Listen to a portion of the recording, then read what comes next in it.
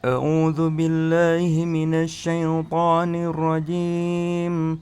قل يا عبادي الذين أسرفوا على أنفسهم قل يا عبادي الذين أسرفوا على أنفسهم لا تقنطوا من رحمة الله إن الله يغفر الذنوب جميعا إنه هو الغفور الرحيم.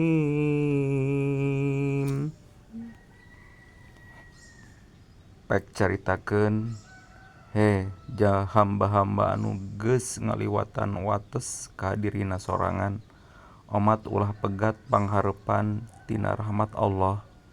Saleresna Allah bakal ngahapunten sakabeh dosa-dosa.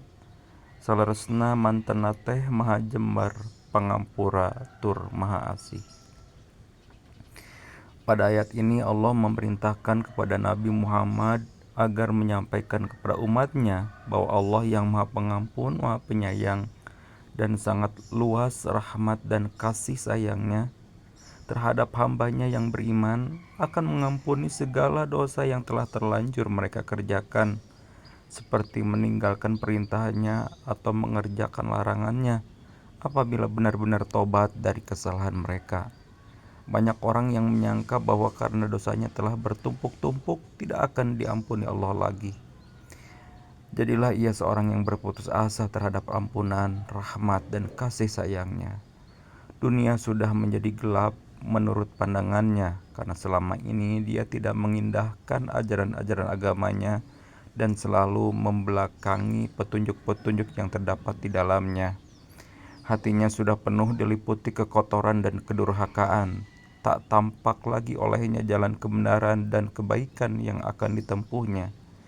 Dia telah dibingungkan oleh rasa putus asa dan tak ada harapan yang tampak olehnya untuk kembali dari kesesatan dan kemaksiatan yang selalu diperbuatnya.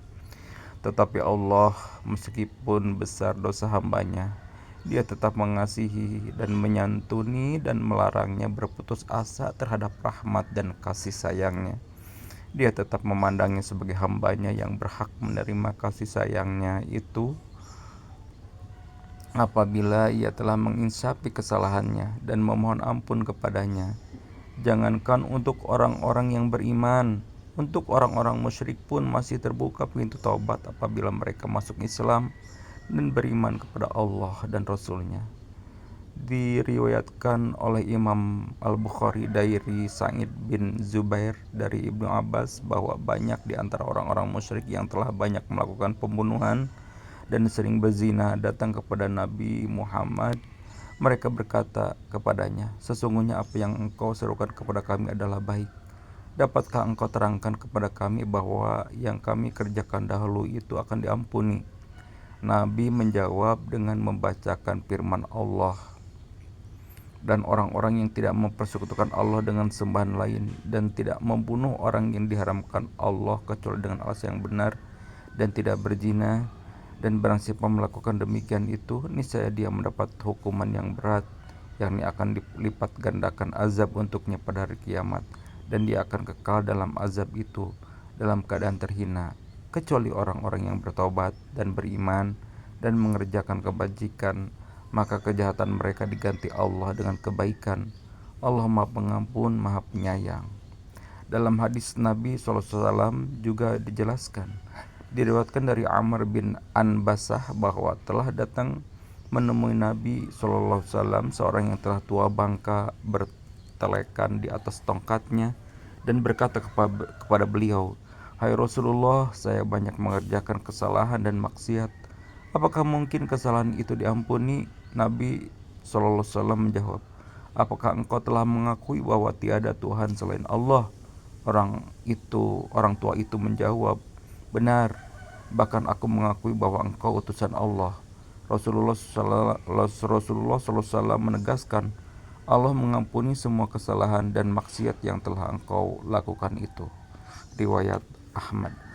Hadis-hadis tersebut menegaskan bahwa Allah mengampuni semua kesalahan bagaimanapun besar dan banyaknya, bila seseorang itu benar-benar bertobat dengan setulus ikhlas berikrar tidak akan kembali melakukan kesalahan, dan akan tetap melakukan amal soleh.